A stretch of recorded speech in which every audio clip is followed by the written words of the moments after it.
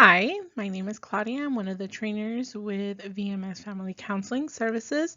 Thank you for joining us today. Today we will be going over Module 7, which is a part of the NCTSN series that we are doing. This one is about becoming an advocate.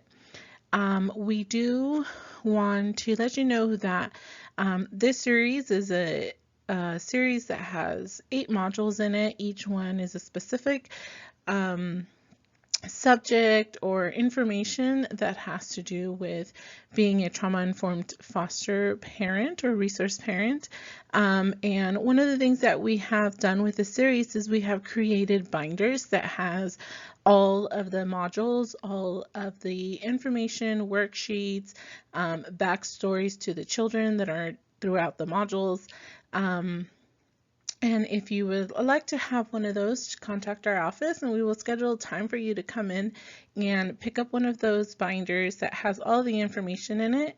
One of the other things you can do is for each module that you are completing, you can print your own material. You will need some of those worksheets because they will be a part of the training and which will also be a part of the quiz that you need to complete at the end of watching this video. So make sure that you have those printed out or you have contacted us so that you can get that information, those papers through us. So for this one, like I mentioned, it's becoming an advocate.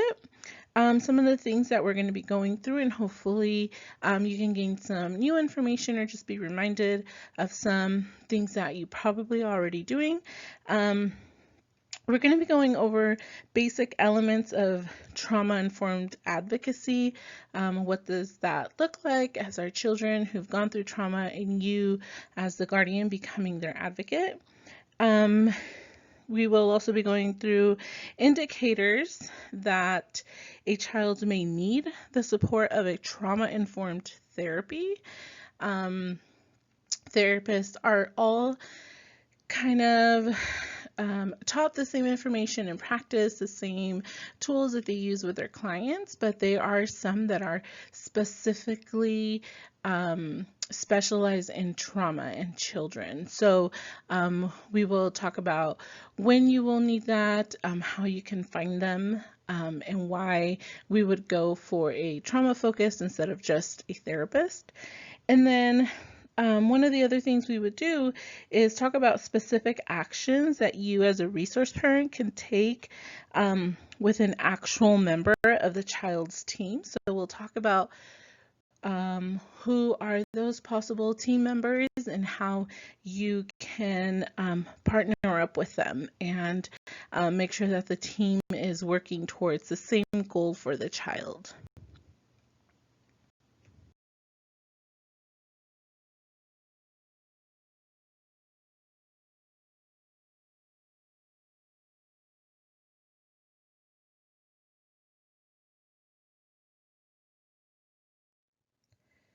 We spent the last 6 modules exploring how trauma affects children and how we, as resource parents, can help them to heal. Now, it's time to look beyond our homes and into the broader world that our children inhabit. Through these modules, we've been addressing certain essential elements that we talked about in the first module. And so for this training, Module 7, we're going to be looking at essential elements 7 and 8. In this module, we're going to talk about your role within the team of people who are involved in your child's life. In particular, we'll be looking at how you can serve as advocates for your children and help make sure they get the help they need to recover from the effects of trauma. We're going to start out by talking about knowing your child's team, who those people or group of people are. The team of people involved in your child's life can include birth parents and other members of the birth family, such as grandparents, aunts and uncles, and siblings. child welfare, mental health, education, and medical professionals, including caseworkers, therapists, physicians, daycare workers, teachers, tutors, and other members of the educational system, members of the legal system, including judges, legal guardians, and court-appointed special advocates. Sometimes we don't think of the judges as part of the team, but usually when we have a child, that child is assigned to one judge, and that judge will be the one who always proceeds over all of their court hearings unless the judge is moved or the child is moved from department. Usually they maintain the same judge, and so they are also a part of what we would consider the child's team. So for this activity we're going to start off with, you are going to need the worksheet titled My Child, and it will say My Child worksheet for Module 7. It will be in the attachment documents at the beginning of this training that you can print for yourself, or you can give us a call and we can mail them to you, or you can come by and pick them up. But for this one, you will need that worksheet. And so if you have done any of our other modules, you know that this is a worksheet that we use throughout the training. It will have specific questions for you to answer. You will have to choose one child that you want to fill out all the information about. This can be a child that is in your home right now, preferably one that is in your home right now, or one that was recently in your home, but you're going to have to use that child as the example throughout the whole worksheet. And so starting off, we're just going to be filling it out part by part. So the first part we're going to be looking at is you're going to be answering the questions. Who are your child's team members?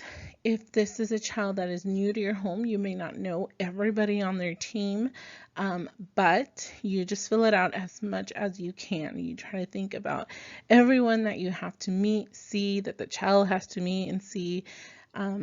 You want to write those down. What sort of connections do they have with your child? So right now you can pause the video so that you can answer those questions. Make sure you fill them out as best as you can. And then when you are finished, you just come back and press play, and then you will continue with the training. It is very important that everyone in the child's team is working as a team. Ideally, every member of the team should be striving for the same goals: your child's safety and well-being, and the development and maintenance of a positive and stable home. Each member of the team has distinct roles and responsibilities in the system. Some members of the team may have close, positive relationships with the child, such as family members, or you as resource parents or teachers, someone that they see every day. Others may not be very active or engage in your child, such as a judge or a lawyer who doesn't see them all the time, but they have a big say in what happens and what is best for the child also.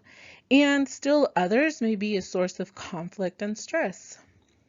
If you have dealt with some biological families, some members of that family may be a source of conflict and stress for the child or for you as a resource parent. But you will see all of those dynamics happening within the team of the child. It is unlikely that many members of your child's team will be trauma informed. Many professionals working in the child welfare system and even the mental health system are not trained to understand trauma or view your child through a trauma lens. I'd mentioned in the beginning that therapists are all trained the same, they all learn the same information, but there are some who are specialized in trauma specifically, and that is because the way that you maybe address trauma or address behaviors because of trauma, is different than if you have a child who hasn't. And so a therapist knows the information, but a specialized therapist is trained more and has more tools and understanding on how to work with a child from trauma. Some members of the team may have trauma histories of their own, or they might be experiencing secondary traumatic stress. That might be a term that might be new to you, or maybe you have already experienced it yourself, and so therefore you know what that term is. Secondary traumatic stress refers to the emotional effects of close, constant contact with children who have experienced trauma. And we actually will be looking a little bit more into the secondary traumatic stress in the next module, the last module, on Module 6. It actually has to do with self-care. And so we go into it a little bit more in that module. But if you have the participant handbook for this module, we actually have a resource page at the end, and it has a list of books for pretty much anybody on the team that can learn a little bit more about this trauma-informed parenting. This is a quote from a child in the child welfare system, and his name is Luis. I would feel like I was just being passed around and not really knowing what was going on. No one explained anything to me. I didn't even know what rights I had, if I had any. No one told me what the meaning of foster care was. No one told me why I had been taken away from my mom. I knew there were bad things going on, but no one really explained it to me. The child welfare system can be very complicated, even for adults to understand. Imagine then how tough it must be for a child. Situations like Luis's show how important it is for the resource parent to be there as an advocate for the child. If your foster child has experienced trauma, your role as an advocate is even more important.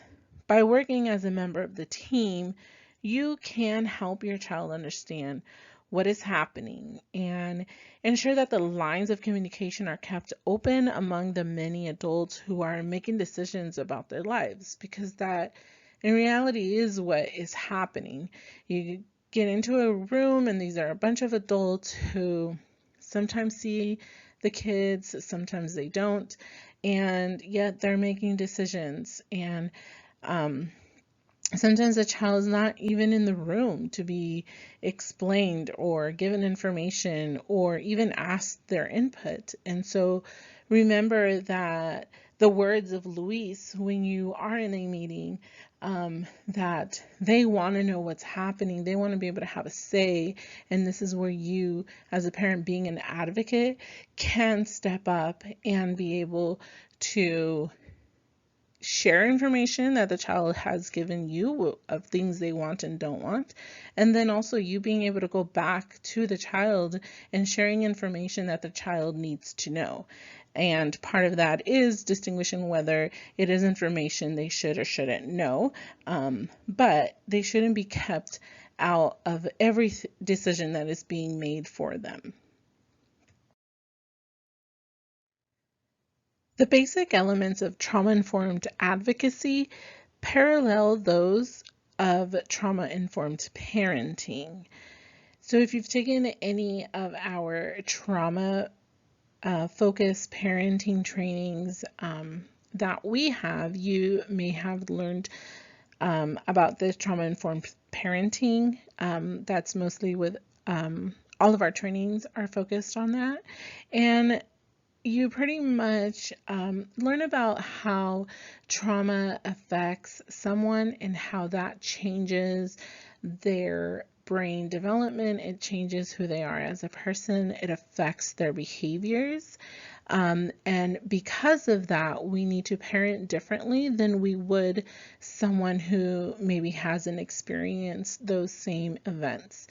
There are some things as a parent that maybe if you had your own biological children, you were able to follow those books, those developments, and you were able to parent your child at their age, and they kids are kids, but they accepted information, they learned information, and it was fine from then on. But with children who have gone through some trauma, the trauma-informed parenting teaches us about how we need to parent children in the development that they are in. Not what we see, because we might see a 10-year-old, but developmentally, because of the trauma and the impact it's had on their brain and them, they might be developmentally at the age of 5. So if you try to parent a 5-year-old the way you would parent a 10-year-old, it's not going to work. You're going to be clashing. And so we need to change our focus. And so we start looking at, what are the things that cause the trauma? What are the things that we can do and love and build connections with this child? Because that is going to be one of the first things that's going to help you help the child make progress with behaviors, with their language, with reading and school. It affects pretty much all of their areas in their daily life. And so as you've learned this, we know that trauma's effects can be wide-ranging and can affect brain development, as well as the development of beliefs about oneself and the world. So the things that they have learned because of the way people have treated them before. Teachers and school personnel, for example, might not appreciate the impact trauma can have on a child's ability to pay attention in class or behave on the playground. Mental health providers might misdiagnose a child if they fail to consider his or her trauma history. And that's a perfect example of why we need to maybe seek out trauma-informed therapists, because if we take a look at ADHD, for example, that is a real diagnosis, but those character and behavior traits that children with ADHD have look very similar to a child who has come from trauma.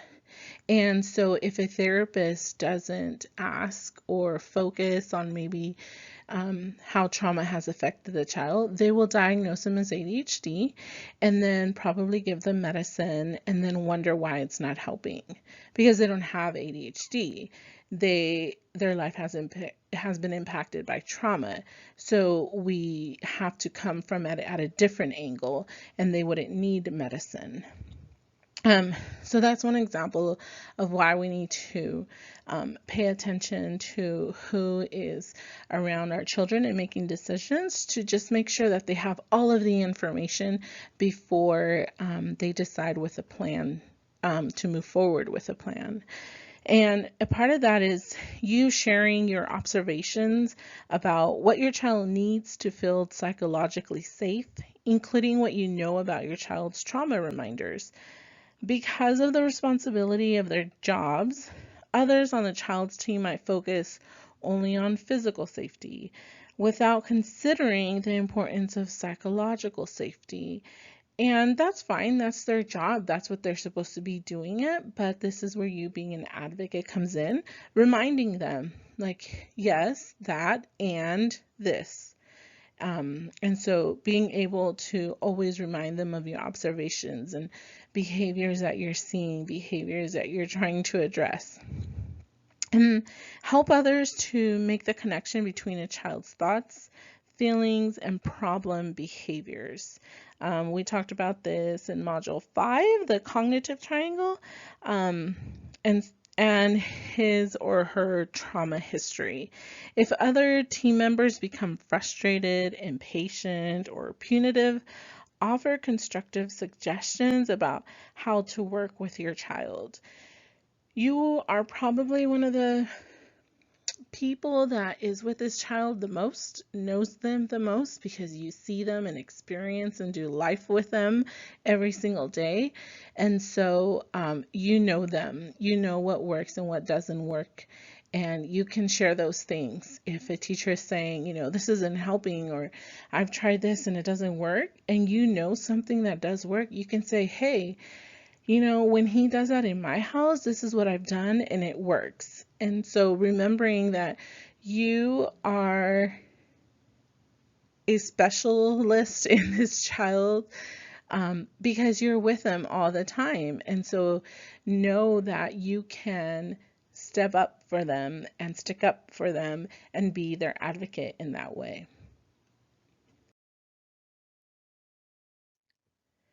Be an advocate for maintaining connections, whether that means keeping the child in your home or supporting reunification with the birth family.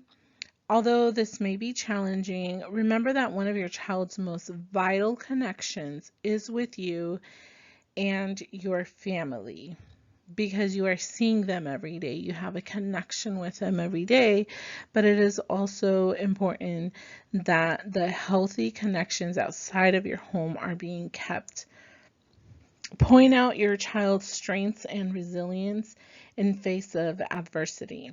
Retain optimism about your child's future and help others to see that he or she is not just a victim.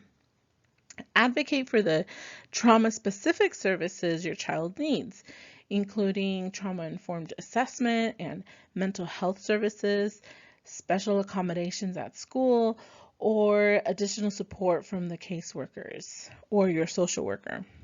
Sometimes being an effective advocate for yourself can be just as important as being an advocate for your child. Be sure to let other members of the team know what you need as you work with your child. And that is also time away or respite.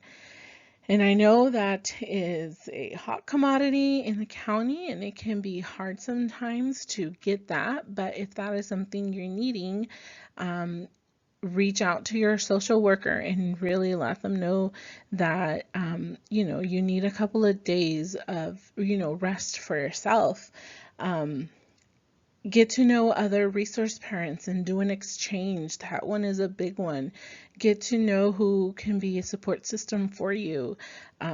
Usually other resource parents is really big because they're also looking for the same thing. And so maybe you can do an exchange for a day or two, where they take your child and then you take theirs like the next month, or, work something out with that.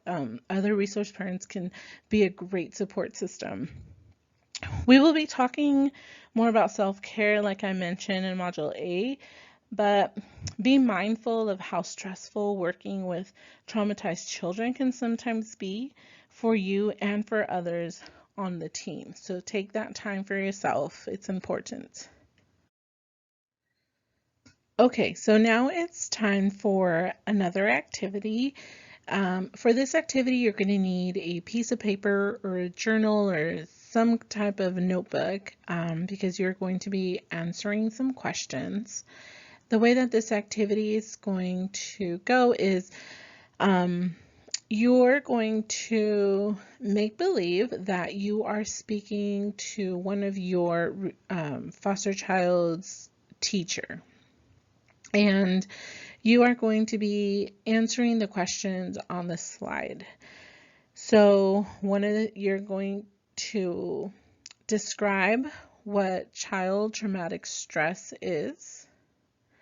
Describe how trauma has affected your child. Describe your child's strengths and resiliency. And explain what your child needs to help him or her heal from the effects of trauma. So you have to really think about one child, specifically maybe the one that you're using for my worksheet. Think about that child.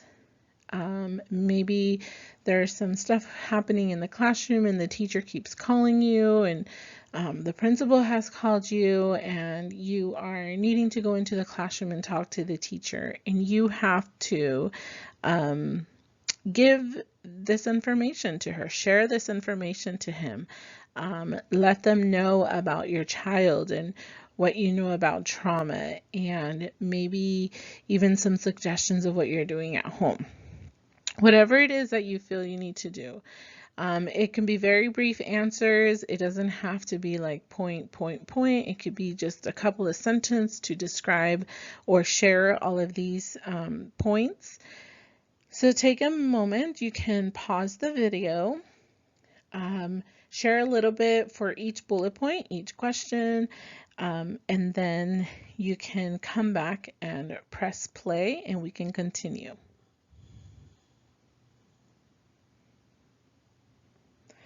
After you have answered those questions, some things that maybe you can think about for yourself would be, do you feel like you are prepared to describe traumatic stress and how it's affected the child's life? Was it easy for you?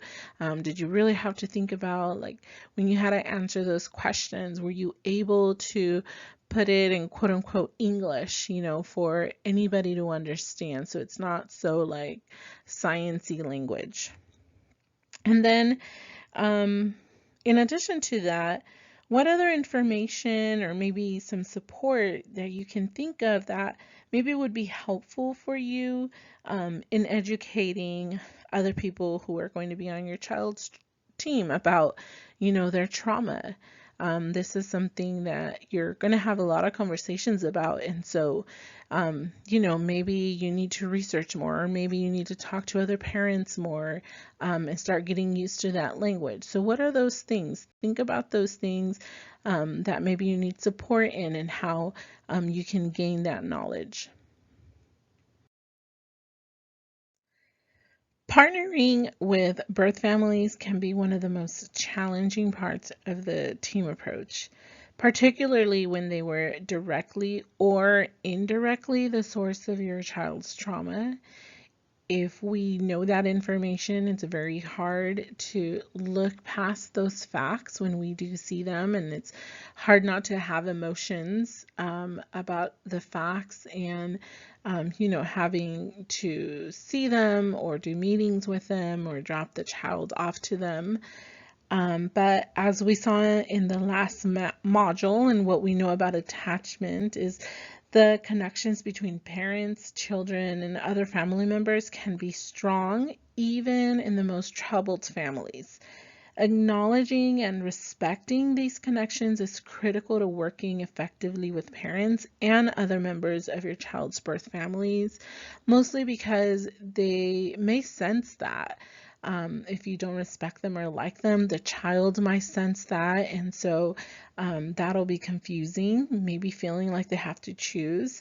The other family members might feel that and see that, and so we want to do whatever we can to remain respectful and keep that connection, so the child feels safe and the child knows that they can trust you and go to you. This also means being prepared for the full range of reactions you may get from birth parents and other family members. Losing a child to the child welfare system is tremendously upsetting for birth parents, many of whom are dealing with their own histories of trauma. Even if the parent has, made a mistake or was on drugs or whatever the reason was why the child was taken away, they also experienced that loss. No matter what they were into or doing, that is still their child. They still have a biological connection to that child. And so it's hard for them, whether they didn't experience that in the moment, they probably do now. And so it's hard. They are also going through a loss, and we need to remember that. Very often, the child in your care was not the only member of his or her family to have experienced trauma. The same concepts you've learned during this training might help you to understand why some birth parents behave the way that they do. It might even help you to connect with them on a different level. So remembering that this might be a cycle for their family. And if we don't deal with our traumas, we can't move past that. So one of the things to remember that I kind of mentioned earlier is if a child is 10 years old, but developmentally the age of like 5, it's going to be really hard for them to continue with their developmental stages if nobody addresses it, if nobody teaches them, if nobody builds attachment with them, if nobody loves on them. All of those things help us continue with our development.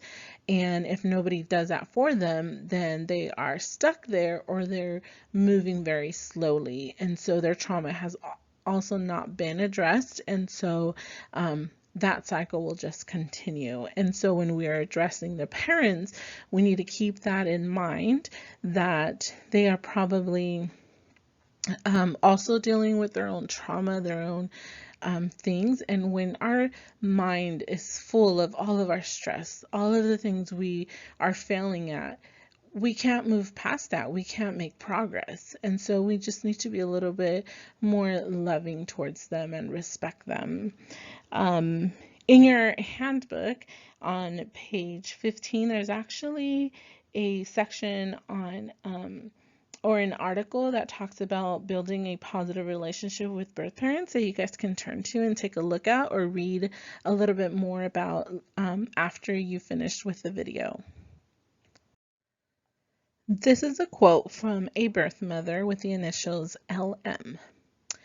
It's been almost 11 years now since my son has come home, and one consistent thing for my son and me has been our relationship with his foster parents. My son has spent many nights and weekends at their house and gone on many vacations with them. I've also been able to help them out by babysitting their youngest daughter. I feel especially good knowing they trust me. Now we are as big a part of their lives as they are in ours. I'm no longer that angry, jealous, and resentful person, but one who can appreciate that my son benefits from the caring of this family who took him into their hearts and home. So this mom's experience shows what can happen when resource and birth parents work together in the interest of the child. We hear how, she admits how she was feeling before. She was angry, jealous, and resentful. She probably was blaming them for, her son not being with her. But now she has been able to form a relationship with them, have a connection with them, be a part of their family. And that is not the ending to every story. Absolutely not. But it can be one ending to a story if we love on them and respect them and treat them with kindness every time we see them. We will see those walls come down. We will be able to see this mother or this father or grandparents, be able to reach out to you and trust you, that you can form a long-lasting relationship with this child. Sometimes we only get to see the child while they're in our homes, and then we never see them again.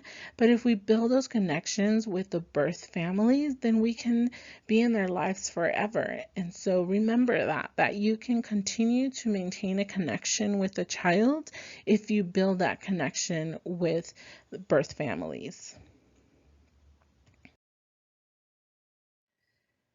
Now we're going to go back to our My Child worksheet. You did the first part, the first set of questions at the beginning of the training, and so now we're going to be doing the next section of questions. So you're going to do the same thing, pause the video, answer the questions, and then come back and continue with the training.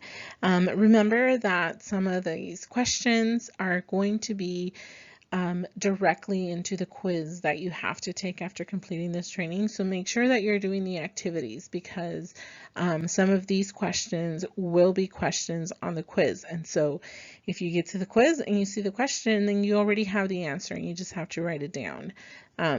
So make sure you're doing them. The questions you're going to be answering are and remember, you're thinking about the same child.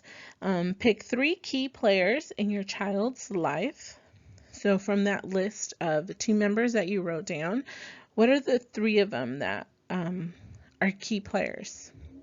How can you work together more effectively to help your child? So how can you work with those 3 people? And how might using your trauma lens change the way you work with other team members or with a child's birth parents?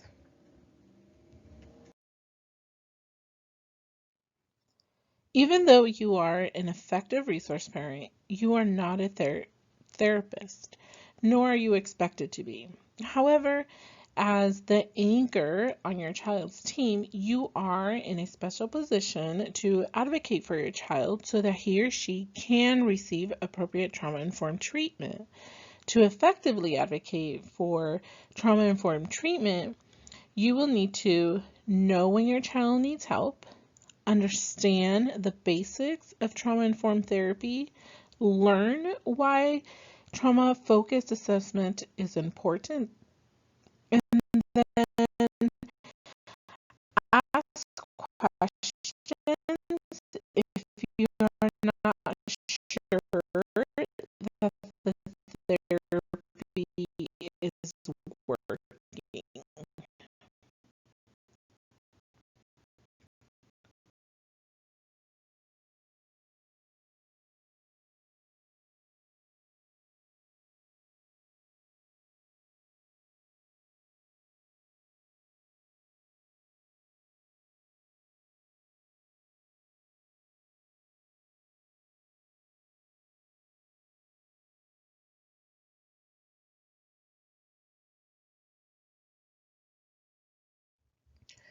You, as a resource parent, should seek help when you feel overwhelmed by your child's trauma reactions.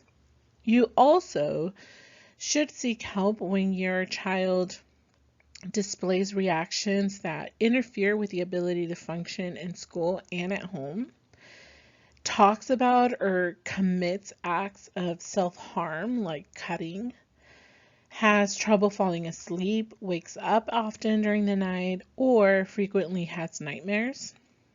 And if they complain of frequent physical problems but checks out okay medically.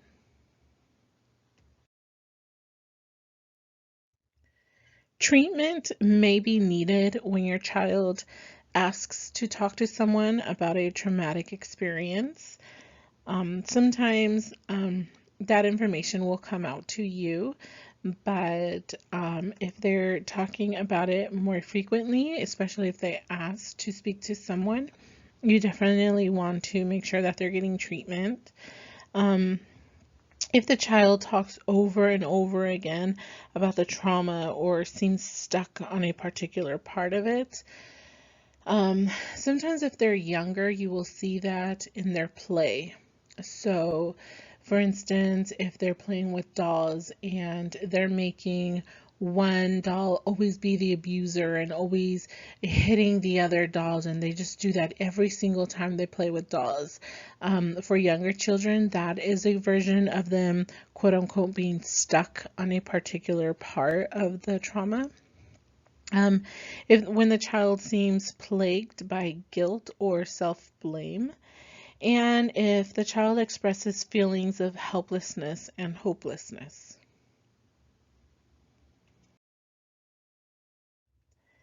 The first step in securing help for your child is getting a trauma assessment. A trauma assessment is a good idea for any child who has experienced trauma, even if the child seems to be, quote unquote, handling the stress. Children who don't show signs of distress may be bottling up their feelings, which can affect their performance in school and their ability to connect with you and others around them. When conducting a trauma assessment, the therapist should gather a thorough trauma history, including all traumatic events experienced directly or witnessed by the child, A comprehensive assessment should also include assessment of the child's developmental levels, strength, relationships, and attachments, and trauma reminders or triggers. So sometimes that would be asked by you or from you. Like, do you notice that when the doorbell rings, the child reacts? That's a trigger. Or when we go to the specific gas station, the child gets very afraid. So when you start paying attention to the child's reactions to certain noises, certain areas or places in town, those are the things you want to keep out for. And when the therapist is doing their assessment, they will ask you, and then you can share some of those with them.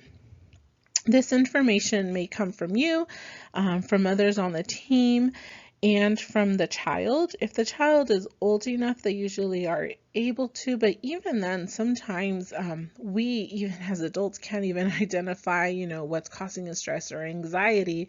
We can't really pinpoint it. But once the child is old enough or has the language to, they can share that information too. You and others with firsthand knowledge of the child's traumatic stress symptoms should be asked for your impressions and observations. So make sure the therapist is coming to you to get information. Remember, like I said earlier, you are one of the people in this child's life that is with them all the time. If they're not at school, they're with you. You are doing life with them every day and trying to parent them. And so you notice things, pay attention to things. And so they should be asking you for that information. Ideally, standardized questionnaires or checklists would be used in addition to open-ended questions. The results of the assessment should be shared with you and should be used to determine the child's treatment plan.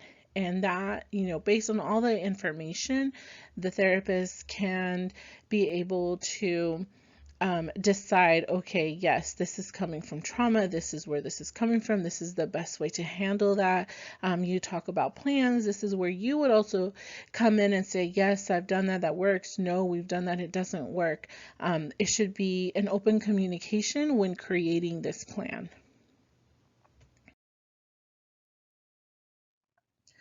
There is no one size fits all when it comes to treatments for children who have experienced trauma. And in reality, for any child, even if they have not experienced any trauma and you are parenting 4 different children, you know that they are all different. They all receive information differently. And so you are teaching the same values and behaviors, but you may be teaching it or going about it in different, depending on each child, and so it's the same with a child or a set of siblings who maybe have experienced the same trauma in the same home. Even with them, it would be addressed differently because each child receives information differently. It matters on the age and the development of their brain and how they intake information and how their brain, turns that information into either this is danger, this is not danger, we're okay. Every brain is different. And so each plan or each treatment is not going to be the same, even if the children have gone through the same trauma in the same home. However, research has shown that most effective trauma-informed treatments include some common elements. So first, they are based on scientific evidence rather than just someone's idea about what works. This means that these treatments have been systematically studied, and there has been some data from them, and it has demonstrating their effectiveness, and that has been published. So it wasn't just, oh, this worked once. It's they did this repetitively with different children and collected data. They include a comprehensive trauma assessment to determine the child's trauma history and needs. After the assessment, the provider proposes a treatment plan, which includes involvement of parents, family, or guardians in the child's therapy. And trauma-focused therapy actively addresses the child's traumatic experiences and traumatic stress symptoms. This type of treatment has been proven effective for children of every age, from infants and toddlers to teenagers. It is never too late for a child or an adult to seek treatment for trauma-related problems.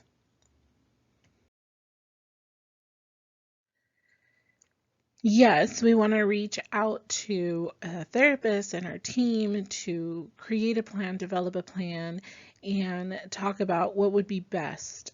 But some things that you definitely want to be aware of and keep in mind when we're talking about treatments is if the therapist or team members are promising an instant cure or complete effectiveness for 100% of children treated. I mean, that already, right? Like, there's flags for you going up. If someone tells you that, it's like, that may not be true. So just pay attention for those things. If they guarantee something 100%, definitely just take a little closer look at it and really think about it before you guys proceed. Beware of the claim that the key to undoing trauma's effects is to retrieve repressed memories with the use of hypnosis or drugs. Usually, a therapist should not be offering that as an option, especially for a child. If they also are using the rebirthing or holding therapies. And then the last one to kind of be aware of if they're offered by providers who are unlicensed or outside of the medical mainstream. Right now, there is a big hype of natural cures and herbal medicinal stuff. And although, yes, for some cultures, those things work and they use them. But for our children who are in the system and who have gone through trauma, those are not options for them. And so they should not be even offering that as a choice for them as a treatment. And so if they are, definitely be aware of that and go somewhere else. We want to make sure that the people who are treating these children are licensed and they are medically trained to work with children who have experienced trauma. Okay, I hear some of you saying and thinking that all sounds great in an ideal world, but what about the world I live in? As a trauma-informed resource parent, you should be familiar with best practices, but you should also be prepared to problem solve when something doesn't seem right to you.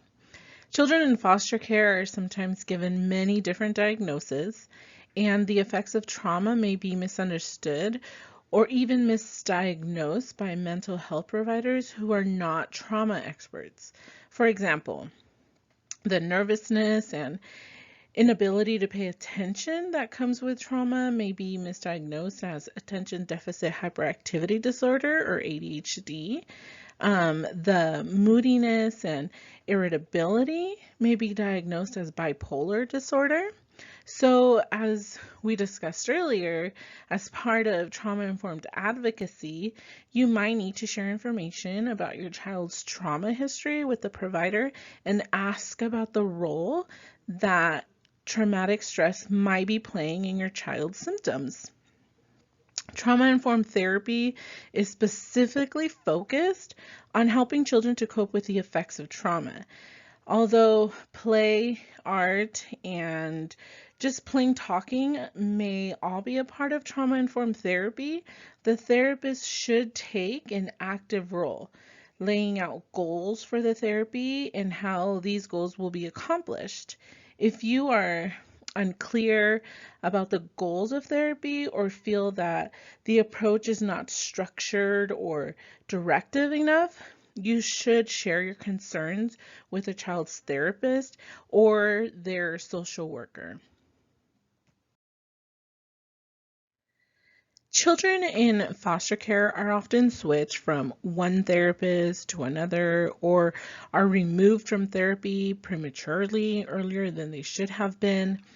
It can be difficult for children to form a connection with a therapist or to show progress in therapy if their treatment is not consistent. Communication between providers as well as between providers and resource parents can be lacking and is sometimes hampered by rules about confidentiality. Parents should advocate for continuity of care and do their part to facilitate communication while respecting the boundaries of confidentiality.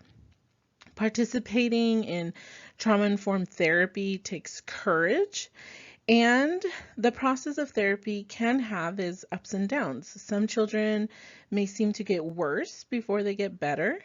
By praising children for their accomplishments in therapy and taking an active role in the process yourself, you can encourage children to stick with it. If you have questions about whether a particular treatment is working or whether a child is ready, quote unquote, to talk about his or her trauma, you should raise these with a child's therapist. The symptoms of traumatic stress should be treated by someone who has a specific training to do so. This can be a challenge in some communities. Ideally, your child's social worker will be able to help you identify trauma-informed therapists and get the needed referral. You can also talk to other resource parents in your community about their experiences with local providers. At a minimum, you should ask the therapist about his or her understanding of trauma and comfort level working with resource parents. Remember, they all get the same education, but their specialties can be different. Their experiences are different. And so it's okay to ask those questions. It's okay to ask them, like, how long have you been dealing with foster children, or how long have you been doing work with children who come from traumatic histories? And they can give you an answer based on that, and you can decide whether or not you feel that's a good fit for your child.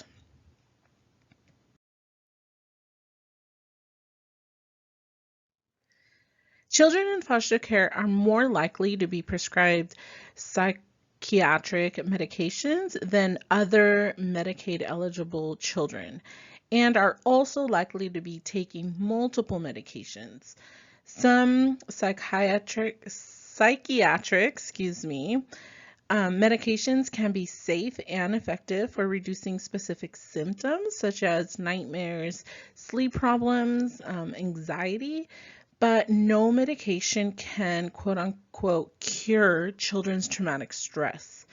Few guidelines exist on when and how to prescribe psychotropic medications for children, and little research has been done on the effectiveness and safety of drug combinations in children, because many children are prescribed medications off-labeled, meaning the drugs have not been evaluated or approved for use in children. It is important to take extra care when children receive the prescription for those medications. Even if your child's psychiatrist is an expert on this issue, it is appropriate to ask questions or raise concerns, especially if your child is prescribed medications alone and is not receiving any therapy. You want to make sure that the therapy is in place. We don't want to just be giving medication. The medication is usually in addition to therapy so that the child can be at a base level and learn new skills in therapy. That's usually why we want the medication alongside therapy. You can also have concerns if medications have been prescribed for a child younger than the age of 4. Your child is taking more than one psychotropic medication. I mean, we know that those are hard medicines, and so if you're giving more than one, you should be, able to ask, like, is this really necessary? This is a lot for a little kid. Like, why are we really doing this? It should also be a concern if you observe any side effects that concern you, or your child reports discomfort with side effects. Um, do your research so you have as much information as possible about the medications your child is taking. If you have serious concerns, it may be worth trying to obtain a second opinion from another psychiatrist or even their pediatrician. If you go to your participant handbook, there are other resources that you can look at that talk about medication, and that's going to be on page 30 of your handbook if you have that available. Okay, so now we're going to be putting your advocacy skills to work. We're going to be doing an activity, and you're going to need that same piece of paper or notebook that you've been answering the questions, doing the activities on. And we're going to be looking at these two scenarios, and you're just going to write down scenario one. You can write out the scenario if that helps you, but you can just write scenario one and then your response. What would you do in this situation? So for instance, scenario one, your child is taking 3 different medications but is not receiving therapy. How are you going to be this child's advocate? Who are you going to talk to? And what are you going to say? And what are you going to do? And the same thing for scenario 2. You are not involved in your child's therapy, and important information is not shared with you. You drop the child off, the therapist never talks to you, never gives you an update. You don't even know what goals they're working on, but you drop them off, pick them up every week, and you don't know any information. So again, what are you going to do? What are you going to say? And who are you going to talk to be your child's advocate in these two scenarios? So go ahead and press pause, answer, give your answers for both scenarios, and then come back and press play, and we are almost finished with the training. Okay, so lastly, as an advocate for your child, you don't have to go at it alone. Other resource parents can provide you with a wealth of information, supportive advice, and valuable contacts. So for this last activity, it's more of building a resource information list for yourself. There's just a couple of questions or ideas to think about. We want to make sure that you are not doing this alone. There are a lot of other resource parents who have been doing it for a very long time. There's some that they're on their first time, their first year. And so all of those resource parents have a lot of information. They know people, they have connections. And so we want to be able to have that same information and then share the information that we know, people in contacts that, we have that can be of use to other people in our community. And so one of the things to maybe think about is, who are the trauma-informed resources in our community? Remember, therapists are great. They each have their specialty, but for children who come from traumatic experiences, we want to make sure that we are connecting with trauma-informed resources. And so who are those in our communities? Who is that in our cities, in our counties? Because we want to make sure that our kids are being connected to those. Another thing to talk about is, are there others in the system who have been helpful for trauma-informed care? So these are like other social workers or supervisors or therapists or caseworkers that you know that I can call and they always help me, or I call and they always direct me where to go. Who are those people who are really good at connecting with the parents and the children and giving them the resources? And then the last thing to think about is, how can we work together to advocate for more trauma-informed systems. We know that this is something that thankfully is coming up. There's more talk of, there's more specialization in this from therapists and doctors and pediatricians. We are getting to a point where we are acknowledging that trauma is something that our children struggle with, that changes their brain, that changes their behavior, and that we have to address it differently. And so we need to start creating more of that, start creating more groups, more therapists, more counselors at school that are educated and specialized in trauma. So when our children are out in the community, they're getting the help and the support that they're needing from the people who are in their support system.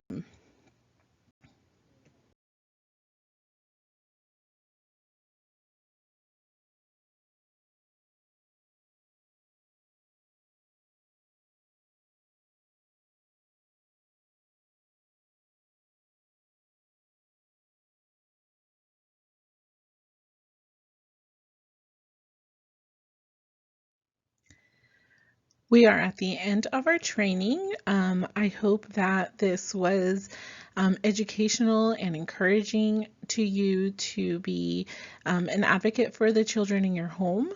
I hope that you learned something that maybe you didn't know, or were reminded of something you have already learned and maybe just haven't used it or forgot about it. Know that you can have that handbook out. It has all of the information that we went through in the training, and also additional resources and additional articles and informations for you to read on, and just to know more about from personal experiences. So if you have any other questions or having any problems during this training, please feel free to call us. Make sure that you do take the quiz at the end. You will get out of this video and you will hit the button that says quiz and fill it out, answer all the questions. Some of the questions will be from the activities that you guys did, so I hope you completed those.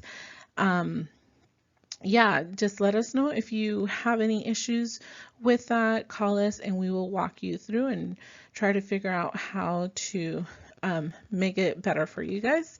I hope you enjoyed it. Thank you and have an awesome day.